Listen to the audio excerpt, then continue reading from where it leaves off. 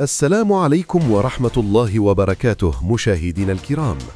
ها نحن نعيش هذه الأيام نبضاً بنبض وقلباً بقلب مع استعدادات المملكة المغربية لاستضافة الحدث الرياضي الأضخم في القارة، كأس إفريقيا. بعد سنوات من التخطيط الدقيق والعمل الدؤوب، يقف المغرب اليوم على عتبة لحظة تاريخية فارقة، ليست فقط في مسيرته الرياضية بل في مسار تشكيل صورته الحضارية أمام العالم. هذا الحدث الجلل أيها الأحبة ليس مجرد منافسات كروية تدور على الملاعب الخضراء، إنه مرآة عاكسة لروح أمة وصرح شامخ يجسد قيماً راسخة في عمق الهوية المغربية، قيم الكرم في الاستضافة والتسامح في احتضان التنوع والتضامن الإفريقي الأصيل والانفتاح على العالم.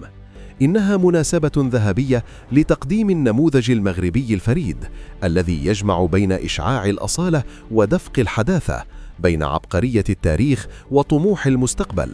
ومع اقتراب اللحظات الأولى لصافرة الانطلاق، تتجه أنظار الملايين عبر القارة والعالم نحو 9 ملاعب تتوزع كعقود من الجواهر على صدر 6 مدن مغربية. كل ملعب من هذه الملاعب هو قصة بحد ذاتها، قصة تطور هندسي ورحلة إبداعية وإرادة صلبة تجسد عزم المملكة على تقديم نسخة استثنائية تليق بكبرياء إفريقيا وتاريخها الكروي العريق. فهيا بنا في جولة خاصة نتعرف من خلالها على هذه التحف التي ستكون مسرحاً لأساطير الكرة وصناع المجد. نبدأ رحلتنا من القلب النابض، العاصمة الإدارية الرباط. هنا في صرح ملعب الأمير مولاي عبد الله تتجلى أولى معالم النقلة النوعية. لم يكن التجديد هنا مجرد عملية ترميم، بل كان ولادة جديدة تحول خلالها الملعب إلى تحفة هندسية كسرت قيود التصميم التقليدي لتصنع لها نفسها هوية معمارية تجمع بين الهيبة والأناقة والوظيفية المتطورة. إنه الاستاد الذي سيحتضن أخطر المباريات وسيكون شاهداً على لحظات الفوز والفرح الوطني. لقد تم رفع طاقة الاستيعاب إلى حدود 68 ألف متفرج تحت سقف يظلل المدرجات بشكل كامل، في مشهد يضمن راحة الجماهير. نظام إضاءة LED عالي الدقة يحول الليل إلى نهار، وشاشات عملاقة تبلغ من الوضوح حداً أسطورياً، وأرضية العشب الطبيعي من الجيل الجديد توفر بيئة مثالية للعب النخبة. هذه التحفة ليست مجرد ملعب، بل هي إعلان دخول الرباط رسمياً نادي العواصم العالمية القادرة على استضافة الأحداث الضخمة. ننتقل إلى عاصمة الاقتصاد والحيوية، الدار البيضاء. هنا تقبع أسطورة أخرى اسمها مركب محمد الخامس الرياضي.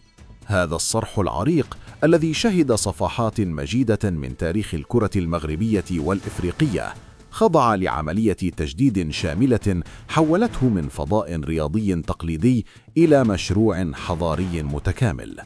لقد تم إعادة تصميم المداخل لاستقبال أعداد هائلة بسلاسة، وتحديث البنى التحتية وغرف الملابس بأحدث المعايير العالمية، وإضافة أنظمة صوت وإضاءة ذكية تخلق أجواء ساحرة. التجديد في الدار البيضاء يحمل روح المدينة نفسها، ديناميكية طموحة ولا تعرف التوقف. هذا الملعب المتجدد سيكون واجهة تليق بمكانة العاصمة الاقتصادية، وجاهزاً ليكون مسرحاً للمباريات المصيرية في البطولة، حاملاً رسالة مفادها أن المغرب يبني لمستقبل طويل الأمد.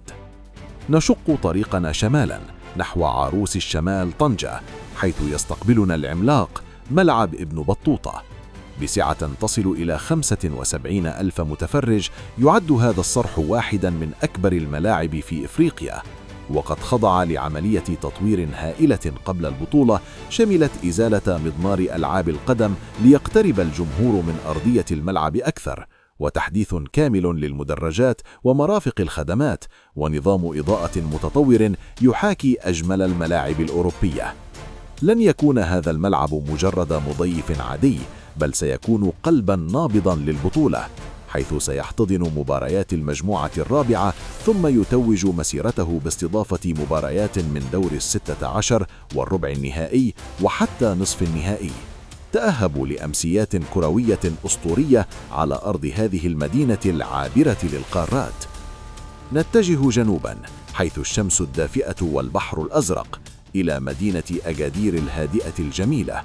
هنا يرتفع ملعب أدرار كتحفة معمارية أخرى، تصميمه الخارجي الذي يستلهم من جماليات الفن المعماري المحلي، وموقعه المتميز وتجهيزاته الداخلية عالية التقنية، كلها عوامل تجعله ملاذاً مثالياً للفرق واللاعبين والمشجعين على حد سواء.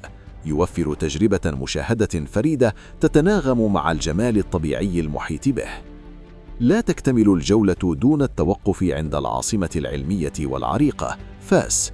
لقد خضع المركب الرياضي بفاس لعملية تأهيل وتطوير شاملة ليكون جاهزاً لاستضافة أهم اللقاءات. إنه احتفاء بتراث هذه المدينة التاريخي وتحويل لها من منارة للعلم والأدب إلى منصة للإشعاع الرياضي في دمج جميل بين الأصالة والمنافسة العصرية. وفي إطار تكامل الخدمات، تمت في الرباط أيضاً إعادة بناء وتأهيل ملعب مولاي الحسن وملعب البريد. هاتان المنشأتان الرياضيتان الحديثتان المصممتان بأعلى المعايير ستلعبان دوراً حيوياً في احتضان جلسات التدريب للفرق المشاركة، وستدعمان الشبكة اللوجستية للعاصمة، مما يعكس التخطيط المحكم والتفكير الشامل في كل تفاصيل الاستضافة. كل هذا الجهد وكل هذا الاستثمار الضخم في البنى التحتية الرياضية لم يأتي من فراغ، إنه ثمرة رؤية ملكية واضحة واستراتيجية وطنية طموحة. لقد أشادت المنظمات الدولية وعلى رأسها الاتحاد الدولي لكرة القدم الفيفا مراراً بالقدرات التنظيمية الاستثنائية للمملكة، وهو ما جعل المغرب وجهة موثوقة لأكبر الأحداث. اليوم المغرب ليس مضيفاً فقط، بل هو بوابة إفريقيا المؤهلة لتنظيم المحافل العالمية.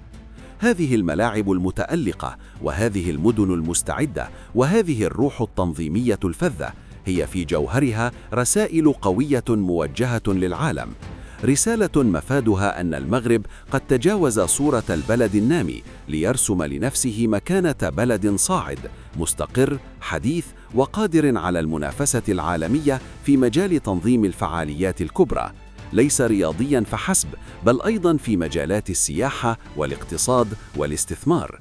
لقد نجح المغرب في كسر الصورة النمطية التي لطالما ارتبطت بالقارة الإفريقية، ليفتح صفحة جديدة عنوانها الجودة، الاحترافية والثقة.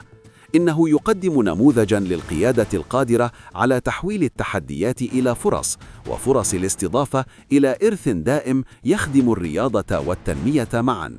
لذا عندما تنطلق منافسات كأس إفريقيا على هذه الأرض الطيبة، اعلموا أنها لن تكون مجرد بطولة لكرة القدم، ستكون مهرجاناً إفريقياً شاملاً يعكس جمال التنوع الثقافي وقوة الإرادة المشتركة وبراعة التنظيم.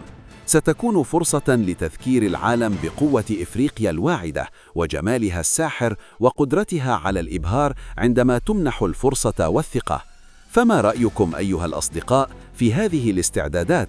أي من هذه الملاعب أثار إعجابكم أكثر؟ وهل أنتم مستعدون لخوض هذه التجربة الكروية والإفريقية الفريدة معنا؟ شاركونا إجاباتكم وآرائكم وانتظاراتكم في صندوق التعليقات أدناه، ولا تنسوا دعمنا بإعجاب للفيديو والاشتراك في القناة وتفعيل جرس التنبيهات حتى لا يفوتكم أي محتوى جديد نقدمه لكم. إلى أن نلتقي في فيديو قادم نستعرض فيه جانباً آخر من جماليات المغرب الاستضافية. سلام عليكم ورحمة الله وبركاته.